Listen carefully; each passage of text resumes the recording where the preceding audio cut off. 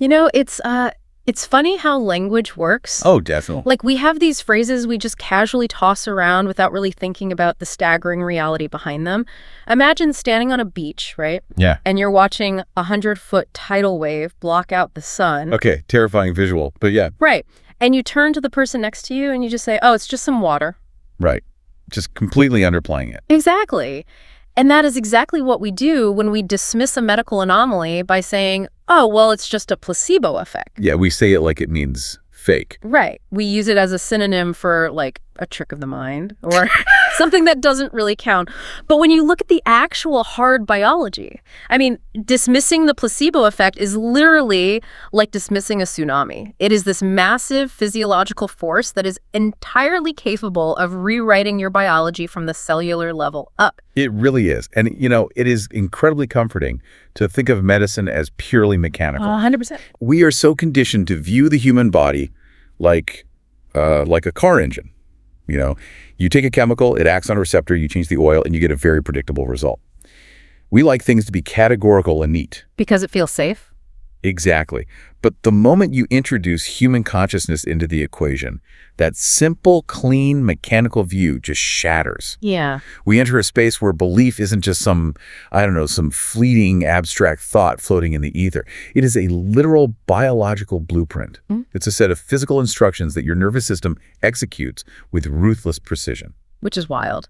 And welcome to the Deep Dive, everyone. Our mission today is to really unpack a profoundly paradigm-shifting book by Dr. Joe Dispenza called You Are the Placebo, Making Your Mind Matter. A phenomenal text. It really is. We've gathered this huge stack of notes, summaries, and clinical case studies based on his work.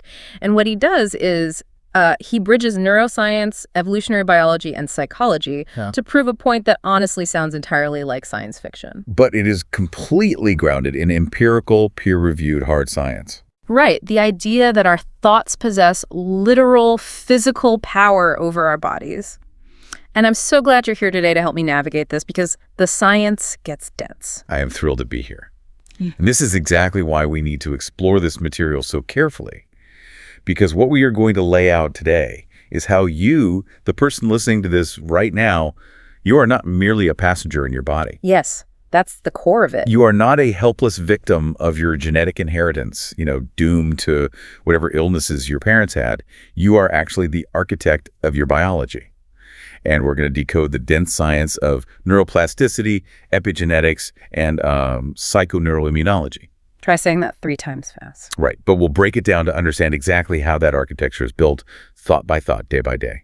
So whether you're currently dealing with chronic stress or you're looking to optimize your physical health, or honestly, you're just insanely curious about the hidden, almost magical powers of the human brain, this deep dive is going to completely shift how you view your own inner monologue. It changes everything. It really does, but we have to start with the highest stakes possible. Because when people hear mind over matter or placebo, they often default to the idea of just like positive thinking. Right, the whole smile in the mirror and your headache will go away thing. Exactly.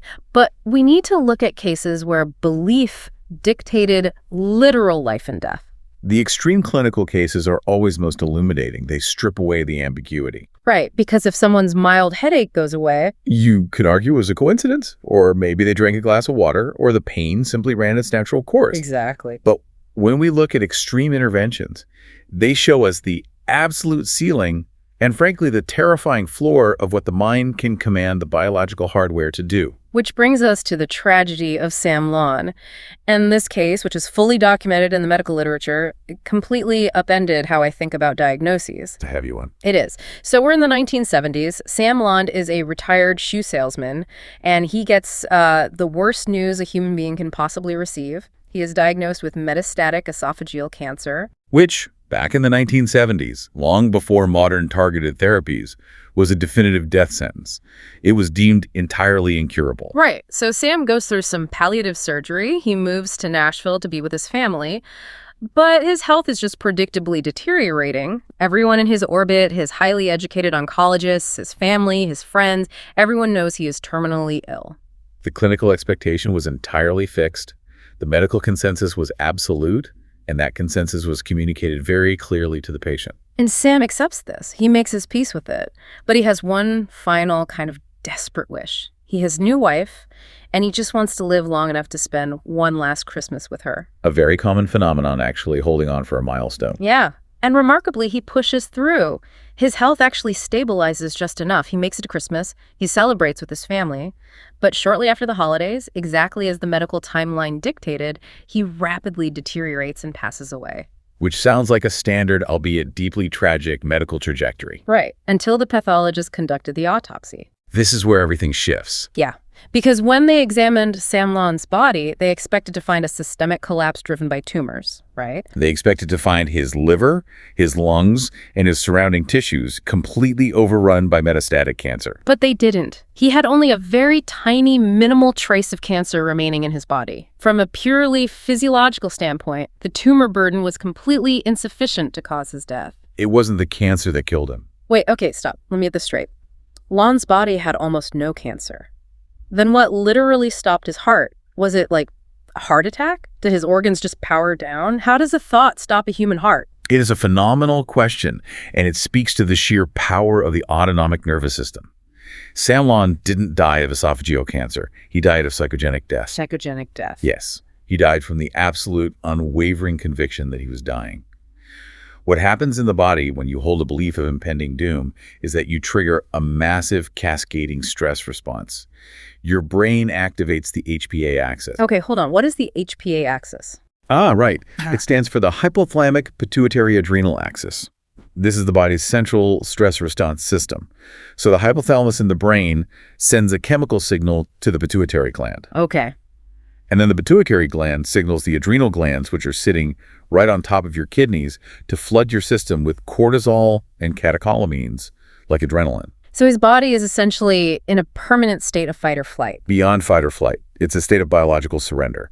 When you are continuously flooded with those stress hormones because you deeply believe you are dying, your parasympathetic nervous system... That's the rest and digest one, right? Exactly. The part responsible for rest, repair, and keeping your organs functioning normally. That system is completely overridden. So chronic, extreme sympathetic nervous system activation can lead to a massive drop in blood pressure. Wow. It's a condition known as distributive shock. The blood vessels dilate so much that blood simply stops returning to the heart in sufficient volumes. That is wow. Alternatively, a massive surge of adrenaline can cause stress cardiomyopathy, literally physically stunning the heart muscle so it can no longer pump. So the belief of death creates the exact chemical environment required to execute that death. Yes. His brain accepted the narrative of terminal illness so completely that it commanded his physical hardware to shut down in accordance with that script. That is genuinely terrifying. It's like the brain wrote a termination code and the organs just blindly complied. They don't have a choice. Right, which introduces this really dark side of the placebo effect. We all know the standard placebo where a fake pill makes you better, but this is the nocebo effect. The nocebo effect, yes. Where a negative belief manifests as an actual physical sickness or death. And it's the exact same neurological mechanism as the placebo, just running in reverse. If a placebo is a harmless substance that causes healing because of positive expectation, then a nocebo is a harmless substance causing harm. Exactly. A nocebo is a harmless substance or situation that causes injury, illness, or death solely because of negative expectation. It proves that the active ingredient isn't in the pill and the poison isn't in the environment. The mechanism is the expectation itself. Precisely. There's another story from the sources that perfectly illustrates how fast this biological cascade can happen. The case of Fred Mason. Oh, the overdose case. Yeah. So Fred is a graduate student, and he gets involved in a clinical trial for an experimental medication. At some point during the trial, he experiences a severe emotional crisis, a really devastating breakup, and he decides to take his own life. A very dark moment. So he swallows a massive handful of the trial pills he was given. Immediately, he realizes what he's done, he panics, and he rushes to the emergency room. Right. When he gets there, he is in full systemic collapse. His blood pressure is plummeting to fatal levels. He is hyperventilating. His heart rate is erratic. His skin is pale and clammy. I mean, he is physically dying right in front of the ER doctors. And any ER physician looking at those vital signs would diagnose a textbook presentation of a massive lethal drug overdose. The autonomic nervous system is completely crashing. But then the doctor running the clinical trial arrives at the ER. He looks at Fred's records, and he tells the trauma team to stop. Because Fred was in the control group. Exactly. The pills he took were placebos. They were essentially sugar. There was absolutely zero active chemical in his system. And the moment Fred is told this, the moment his brain registers that the poison is fake, his vital signs stabilize. You love like that. His blood pressure normalizes. Within a few hours, he is completely fine and literally walks out of the hospital. Notice how the timeline of his physical recovery perfectly mirrors the timeline of his cognitive realization. Yeah, the second he knew he was safe, his body was safe. What we are seeing here is the brain functioning as the master operating system. The human brain, for all its evolutionary brilliance, cannot always tell the difference between a real external threat and a vividly imagined internal threat. It just reacts. Right. When Fred believed he had ingested lethal poison, his brain didn't wait for the chemical to hit his bloodstream and interact with his cells. It initiated a preemptive, massive physiological response based purely on the anticipation of death. It's like a fire alarm going off because someone just thought about fire and then the sprinkler system ruins the building anyway. That is exactly it. The brain sent signals through the autonomic nervous system to massively dilate his blood vessels, which caused that catastrophic drop in blood pressure. It triggered hyperventilation to prepare for a metabolic crisis that didn't actually exist. Crazy. And the sources also reference phenomena like voodoo death, observed by anthropologists, where an individual literally dies of systemic shock after being cursed by a witch doctor or an authority figure in their tribe. Wait, really? Just from a curse? Yes, if the cultural belief in the curse is absolute, or there are cases where people break out in severe blistering rashes when touched by a completely harmless leaf because they firmly believe it's poison ivy. Their skin literally reacts to a fake threat. The belief is the absolute truth to the brain, and the brain forces the body to match that truth. Okay, so if the mind can literally kill you based on a false belief, the inverse has to be true. It must be able to heal you based on a false belief. That is the logical and biological conclusion. So let's shift gears from the lethal power of the nocebo to the miraculous potential of the placebo. We need to look at the story of Mr. Wright, because this case is a total roller coaster that acts like a perfect scientific experiment on human belief. The Mr. Wright case from 1957 is absolutely foundational in psychoneuroimmunology because it serves as a double-blind experiment on the power of belief, all contained within a single patient. Right. So Mr. Wright had severe advanced lymphoma. The medical reports describe tumors the size of oranges in his neck, groin, and armpits. He was in a terrible state. He's basically on his deathbed. His spleen and liver are enlarged, and he requires an oxygen mask just to breathe. Now, he discovers that his hospital is running a clinical trial for an experimental new cancer drug called cribiosin, which was hailed in the press as a miracle cure at the time. Exactly. So he begs his doctor, Dr. Philip West, to give it to him. Dr. West thinks it's completely pointless because Wright is days away from death, but out of compassion, he gives him an injection of cribiosin on a Friday afternoon. Just to ease his mind, really. Yeah. So Dr. West leaves for the weekend. He comes in on Monday, fully expecting Mr. Wright to have passed away. Instead, Mr. Wright is walking around the ward, chatting with nurses. It's astounding. His tumors have literally melted away. The medical records state they shrunk to half their size in just a few days. Within 10 days, he is discharged from the hospital, completely symptom-free. He is effectively cured. He was cured because his expectation of healing was absolute.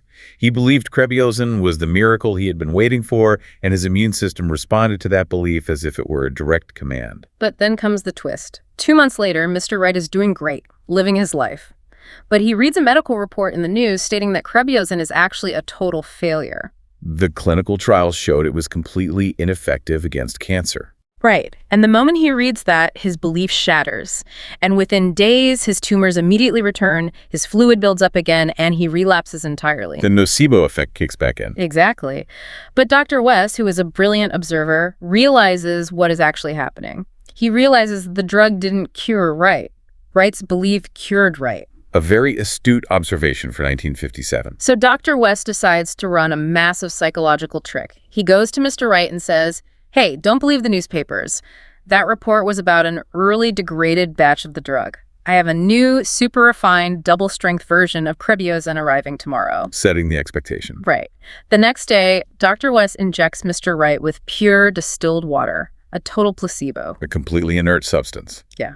And the biological response. Mr. Wright's tumors melt away again. The fluid leaves his lungs. He is completely healthy for another 2 months. He is thriving on an injection of distilled water. Until finally, the American Medical Association publishes a definitive, highly publicized report stating that cryosin is completely worthless and a total medical hoax. Mr. Wright reads it, loses all faith, his cancer returns in full force, and he dies a few days later. It is a profoundly tragic ending. It is. But it proves that the London Mason cases aren't isolated anomalies. The liquid in the syringe didn't cure his cancer. His belief in the liquid did. Yes. But I gotta say, I am still hung up on the actual plumbing of the body here. Like, a sugar pill curing a headache makes intuitive sense to me. A headache is largely neurological. It's pain signaling. And even tumors, I can somewhat understand the immune system attacking them. But let's look at the sham surgeries, because this is where my brain starts to genuinely break. You're referring to Dr. Bruce Moseley's landmark osteoarthritis trials. Yes. This was the moment the broader medical community really had to sit up and pay attention, because it challenged the very foundation of mechanical orthopedic medicine. So, Dr. Moseley takes patients with severe, debilitating knee pain caused by osteoarthritis. These are people who can barely walk, who use canes, whose joints are physically, mechanically degraded. Bone on bone. Right. He divides them into groups. Some get the standard, highly invasive arthroscopic knee surgery, where the surgeon scrapes out the degraded cartilage and flushes the joint. Standard of care at the time. But another group gets a sham surgery. They are prepped for surgery, wheeled into the operating room, and put under anesthesia. They get the full experience. The whole 9 yards. Moseley makes 3 actual physical incisions in their knee. He asks the nurses for instruments out loud. He splashes some saline around to mimic the sound of the lavage. He sews the incisions back up, and he sends them to recovery. He does absolutely nothing to the internal joint itself. Nothing. And the results. The patients who had the fake surgery reported the exact same physical improvements, the exact same pain relief, and the exact same increase in mobility as the people who had the real surgery. Identical outcomes. Some of them were playing basketball years later on a knee that was, mechanically speaking, still completely destroyed. And the sources note similar studies have been done with internal mammary artery ligation for angina sham heart surgeries, yielding identical improvements in chest pain and cardiovascular endurance. Staggering. So how does this happen? If I get a fake surgery, how does bone and cartilage respond? How does a fake incision make someone walk without a cane? Okay, to understand this, we have to look at what surgery actually is from a psychological standpoint, and then how the brain translates that psychology into chemistry. Okay, lay it on me. Surgery is the ultimate piece of medical theater. Think about the sensory inputs. You go to a massive, sterile hospital.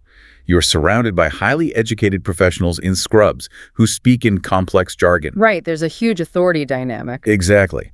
You are put to sleep, yielding total control of your life to an expert authority figure. You wake up in pain, groggy, with literal stitches in your flesh. The sheer theatrical weight of that process creates an overwhelming subconscious expectation of healing. Because you went through so much trauma to get it. Right. Your brain says, I have just undergone a severe, life-altering intervention. Therefore, the problem must be resolved. It's the ultimate permission slip for the body to stop worrying. Yes. But let's talk about the exact biological plumbing, as you called it. How does the knee stop hurting if the cartilage is still gone? That's the million-dollar question. Osteoarthritis pain is not just caused by bone rubbing on bone. A massive component of the pain is chronic, localized inflammation. When the brain is completely convinced that the knee is fixed via this medical theater, it fundamentally alters the chemical environment of the joint. How so? First, the brain stops sending chronic alarm signals, which immediately dials down the subjective experience of pain. Second, and more importantly, the brain's hypothalamus and pituitary gland begin releasing endogenous opioids like endorphins and enkephalines. Wait, endogenous meaning from inside the body? Yes. These are the body's natural painkillers, and they are exponentially more powerful than, say, IV morphine. But it goes deeper than just masking pain. The brain commands the immune system to alter its behavior. It signals the localized immune cells in the synovial fluid of the knee to drastically reduce the production of pro-inflammatory cytokines. Cytokines. Those are the things that cause swelling. Exactly. Proteins like interleukin-6 or tumor necrosis factor alpha. These are the chemicals that cause the swelling, the heat, and the stiffness. By shutting down that cytokine storm in the knee, the swelling recedes, the joint gains mobility, and the patient can walk freely. That is wild. The mechanical damage, the missing cartilage might still be there, but the body's debilitating reaction to that damage is turned off because the brain believes the structural problem is solved. That is absolutely profound. The brain acts as a localized pharmacy. It really does. And we see this exact same pharmaceutical manufacturing in mental health. The sources highlight Janice Schoenfeld, who suffered from severe long-term depression. She enters a clinical trial for a new antidepressant. During the trial, her depression profoundly lifts. She feels like a new person. And the researchers aren't just taking her word for it. They are doing brain scans. Right. Her scans show massive structural and chemical changes in her prefrontal cortex. But at the end of the trial, they break the blind. She finds out she was in the control group.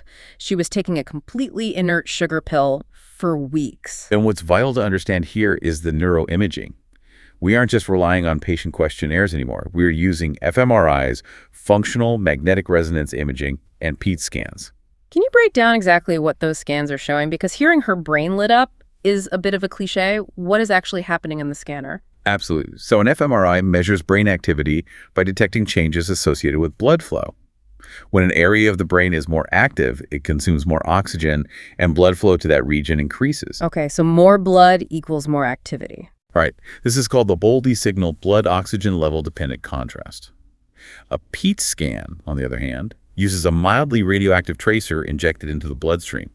As the brain metabolizes glucose to fuel its activity, the PET scan visualizes exactly which neural networks are burning that fuel.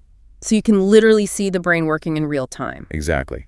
When researchers looked at the brains of people like Janice Schoenfeld, who responded to placebo antidepressants, they didn't see an illusion. They saw literal increased metabolic activity in the prefrontal cortex, which is the area of the brain responsible for complex cognitive behavior, personality expression, and regulating emotions. Her brain was physically changing. Furthermore, the scan showed the brain actively manufacturing its own neurotransmitters. Her brain was physically synthesizing and utilizing more serotonin and dopamine, entirely initiated by the thought that she was receiving a helpful drug. From a sugar pill. Yes. The sugar pill didn't contain serotonin.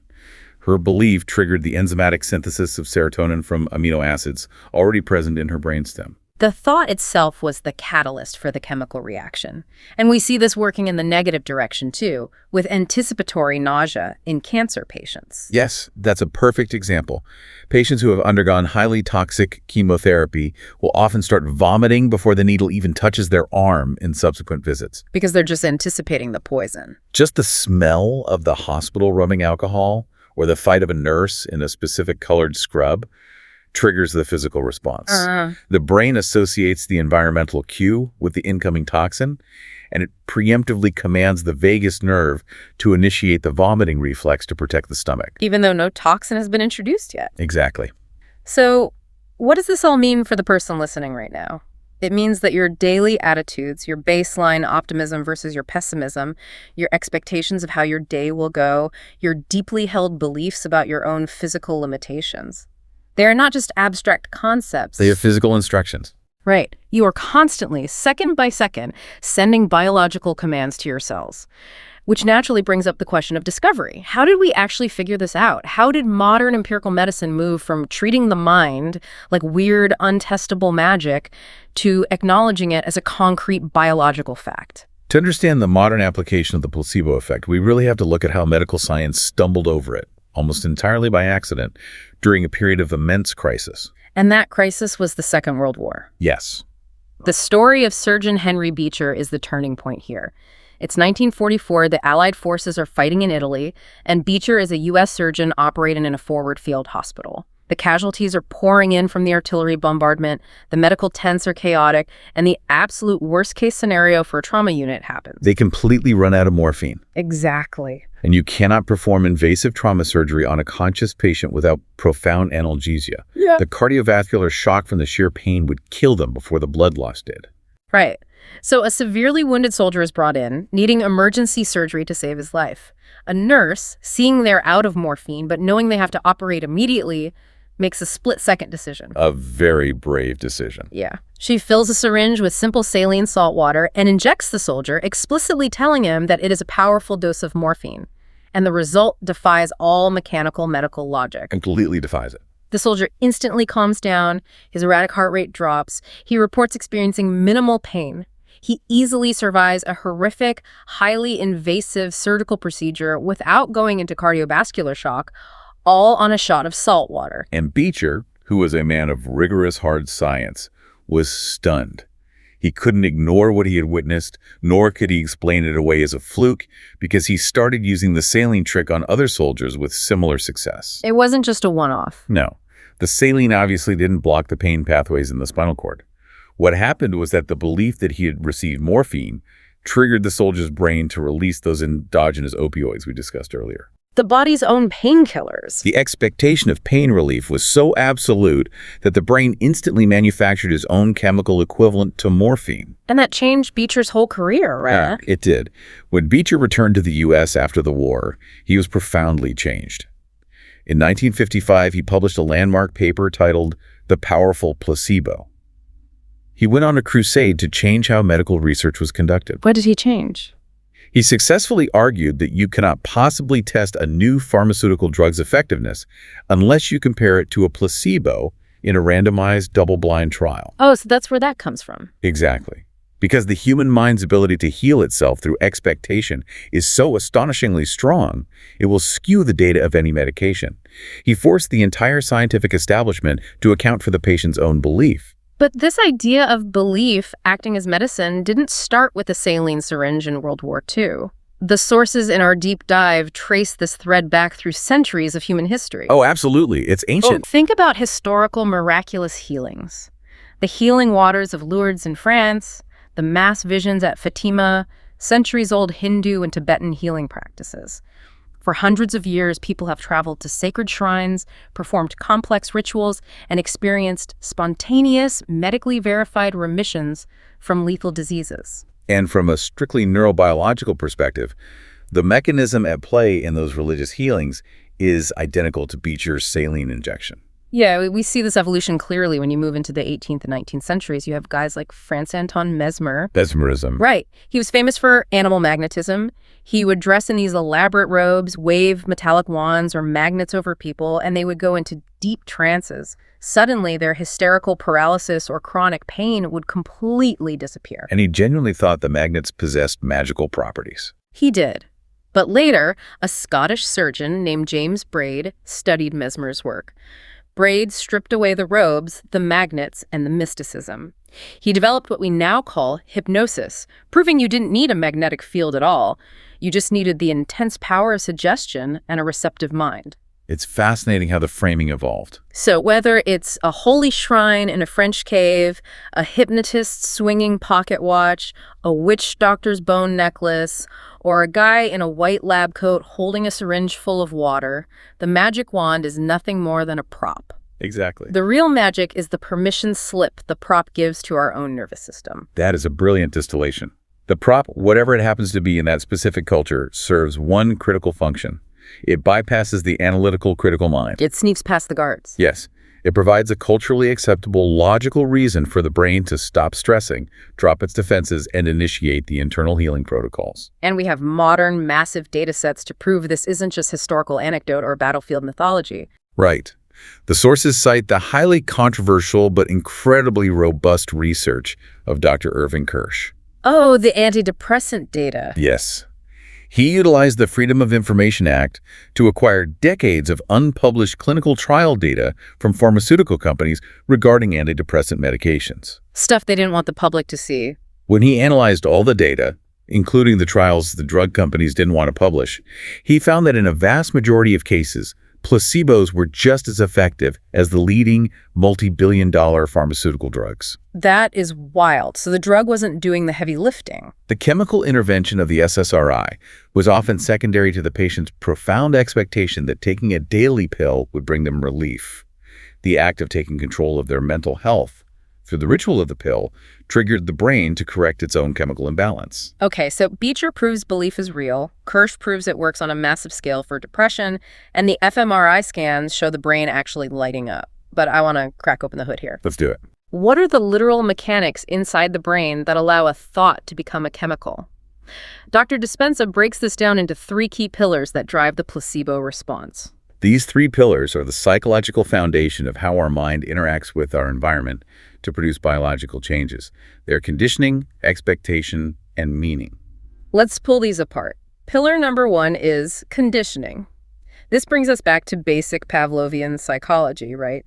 Past experiences creating hardwired associations. Exactly. Think about how many times in your life you have had a headache, reached for a bottle of aspirin, swallowed the pill, and 20 minutes later felt relief. Hundreds of times. You have run that specific behavioral loop dozens, maybe hundreds of times. Your brain has formed a dense, hardwired neurological association. Yeah. The shape and taste of the pill, plus the act of swallowing, equals the cessation of pain. It's an automatic equation. Eventually, that conditioning becomes so biologically ingrained that you can swallow a sugar pill shaped exactly like an aspirin, and your brain will automatically trigger the pain relief protocols, reducing inflammation, releasing endorphins before the pill even reaches your stomach to be digested. The associative memory itself becomes the medicine. Yes. It's like reaching into your pocket when you hear a phantom cell phone buzz. Your brain is entirely conditioned to the stimulus, so it invents the physical sensation. That's a great example. Okay, pillar number 2, expectation. Expectation builds on conditioning, but it's focused on the future. It is about anticipating a specific, positive outcome, heavily modulated by the credibility of the source. Like the surgeon versus the subway stranger. Precisely. It's why the theatricality of the hospital we discussed earlier is so vital. If a random person on the subway hands you a white pill and says we'll cure your back pain, your expectation of healing is near zero. Your analytical mind rejects it. As it should. But if a highly decorated orthopedic surgeon in a prestigious clinic wearing a white coat with a stethoscope hands you the exact same white pill, your expectation skyrockets. You emotionally and intellectually accept the anticipated outcome. And then what happens? The moment you accept that future reality, your brain begins shifting your current biology to match it. And then there's pillar number 3, meaning. Meaning is the profound significance, the emotional weight that we attribute to an action, a ritual, or a thought. The more meaning a person assigns to a treatment, the more powerfully it alters their biology. That makes sense. This is why complex, painful, or expensive interventions often have a higher placebo effect than simple ones. A surgery carries more meaning than an injection. An injection carries more meaning than a large capsule. A large capsule carries more meaning than a small pill. So suffering a little or paying a lot of money actually increases the effectiveness because it means more to us. Exactly. Meaning acts as an emotional amplifier for expectation and conditioning. So, conditioning, expectation, and meaning are the software programs the brain uses. But to understand how that software literally alters the physical hardware of the brain, we have to talk about neuroplasticity. This is the absolute crux of Dr. Dispenza's work. For a very long time, 20th century neuroscience believed the adult brain was fixed. Like it couldn't change after childhood? Right. They believed that by the time you reached a certain age, your neural pathways were basically poured in concrete. If you were an anxious person, you were hardwired to be anxious forever. Which is pretty depressing. It is. But we now know definitively that this is false. The brain is incredibly plastic. It is constantly remodeling its physical structure based on what you pay attention to. Okay, how does that actually work mechanically? Every single time you have a thought, a biochemical reaction occurs in your brain, releasing neurotransmitters across the synaptic cleft, allowing nerve cells to communicate. The foundational rule of neuroplasticity, famously coined by Donald Hebb, is that neurons that fire together wire together. Neurons that fire together wire together. Yes. If you think the same thought over and over, I am always sick, I am trapped in this stress, I will never heal. Those specific neural pathways fire repeatedly. And as they fire repeatedly, the brain physically reinforces those connections, making them faster, thicker, and more automatic. It's like water carving a canyon. A single negative thought is just a trickle of water over a rock. It doesn't do much. Right.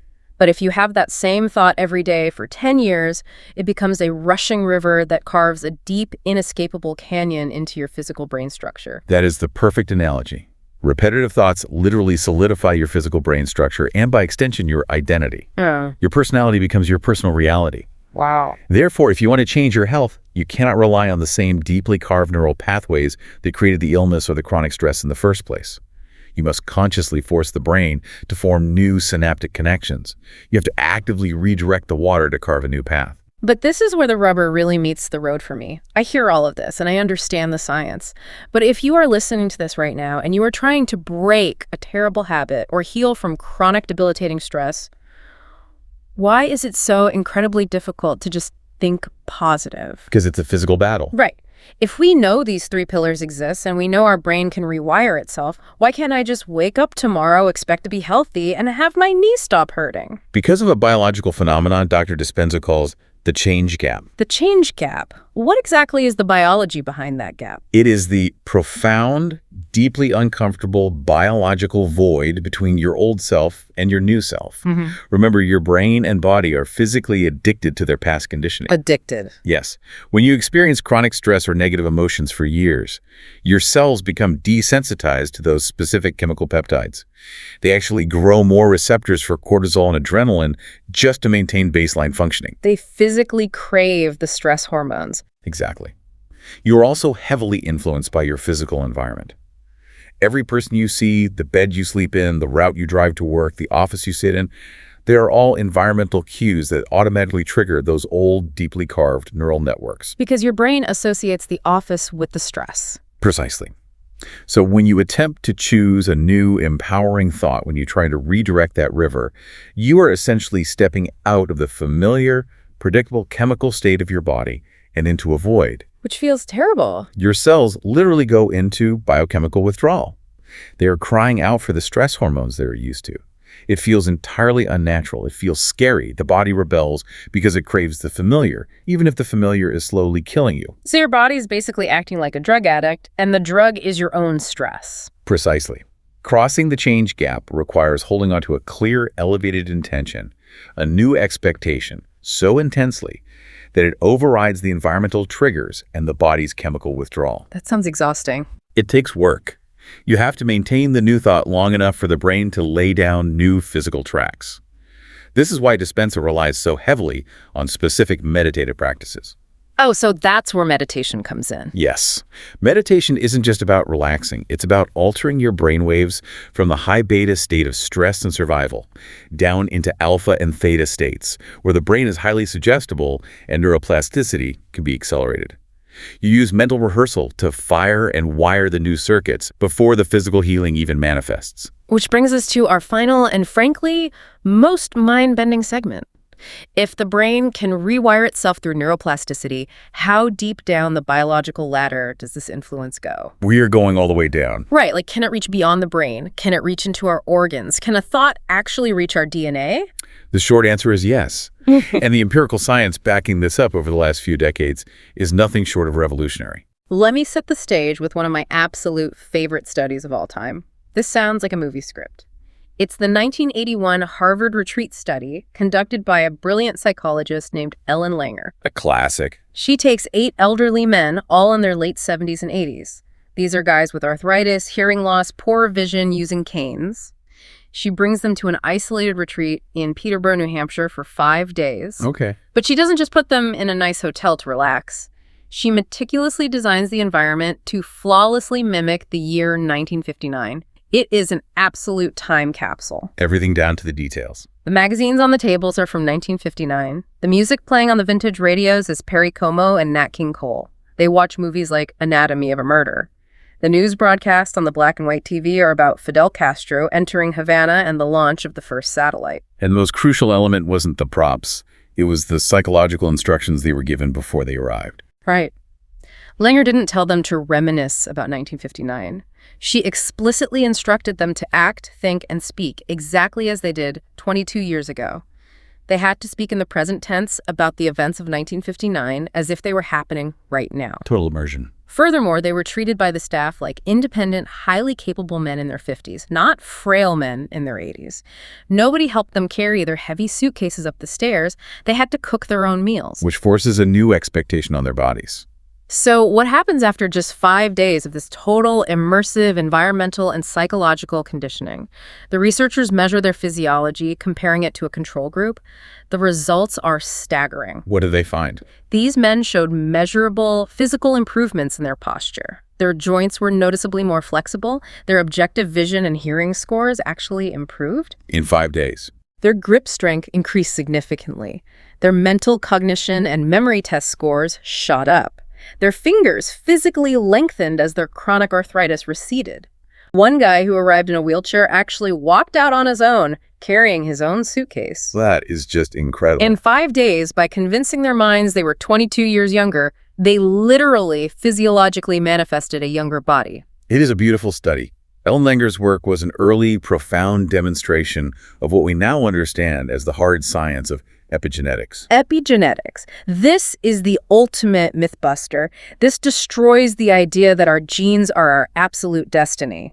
Let's unpack the Human Genome Project, because the results of that project shocked the entire scientific community. When scientists undertook the massive endeavor of the Human Genome Project in the 1990s, the prevailing biological dogma was that one gene equaled one disease or trait. So they expected to find a ton of genes. Exactly. To explain the immense complexity of the human body and all its thousands of potential diseases, they expected to find upwards of 100,000 to 140,000 different genes. And what did they actually find? When the project concluded, the scientific world was stunned.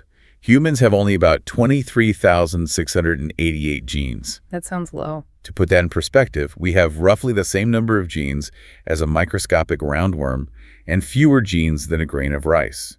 Wait, how does a human being with a neocortex and an immune system have fewer genes than a grain of rice? Because the complexity doesn't come from the number of genes, it comes from how those genes are expressed.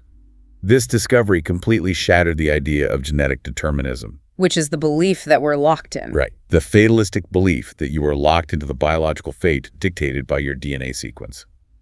Genes are not your absolute destiny. In fact, less than 5% of diseases are strictly monogenic, meaning caused by a single hardwired genetic mutation like Huntington's disease. So what causes the other 95%? The vast majority is health conditions, heart disease, diabetes. Most cancers, autoimmune disorders are dictated by lifestyle, environment, and crucially, how your consciousness interacts with your genes. Wow. That is epigenetics.